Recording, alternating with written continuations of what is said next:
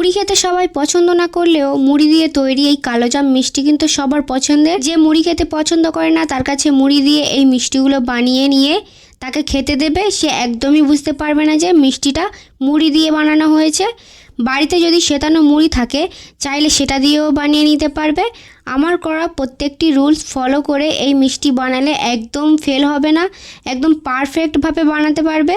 ভেতরে একদম শক্ত হবে না, নরম তুলতুলে একদম দোকানের মতো কালোজাম মিষ্টি বানাতে পারবে।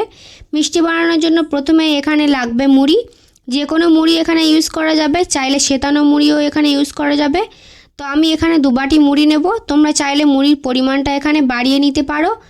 আমি মুড়িটাকে এখানে ব্লেন্ড করে একদম মুড়ির ফাইন পাউডার করে নিয়েছি। এই 2 বাটি মুড়ি দিয়ে আমি আজ 200 টাকার কালোজাম মিষ্টি তৈরি করব। এখন গ্যাসে একটা প্যান বসিয়ে দিয়েছি, এর মধ্যে 1 গ্লাস পানি দিয়ে দেব, তারপর দেব 1/2 চামচ নুন আর দেব 2 চামচ সয়াবিন তেল। তেলের পরিবর্তে এখানে যে কোনো ঘি ইউজ করা যাবে। তারপর ভালো করে একটু মিশিয়ে নেব।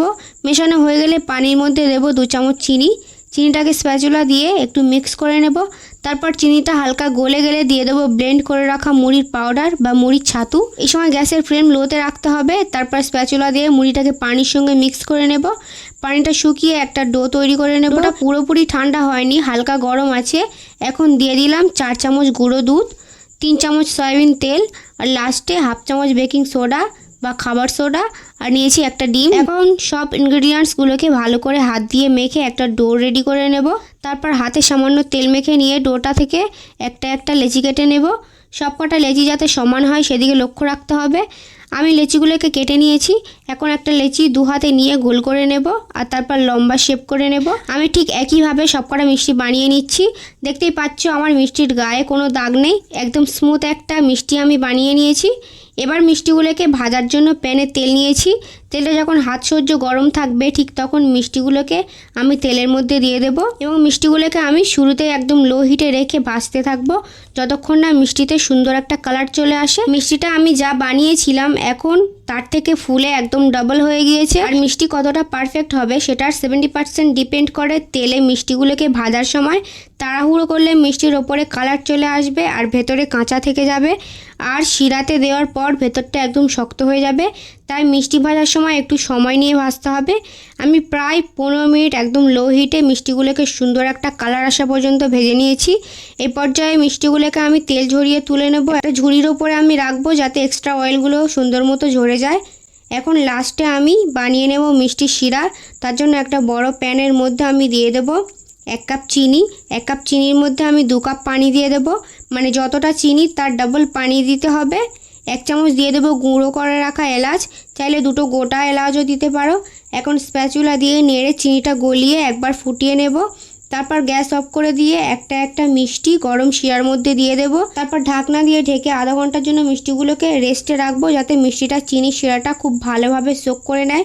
মনে রাখতে হবে চিনির শিরাটা যাতে বেশি ঘন না থাকে, তাহলে মিষ্টিটা শিরা সোক করতে পারবে না ভালোভাবে আর ভেতরে শক্ত হয়ে যেতে পারে। আমি প্রায় আধা ঘন্টা পর দেখিয়ে দিচ্ছি মিষ্টিগুলো শিরাটা টেনে একদম ফুলের ডাবল হয়ে গিয়েছে।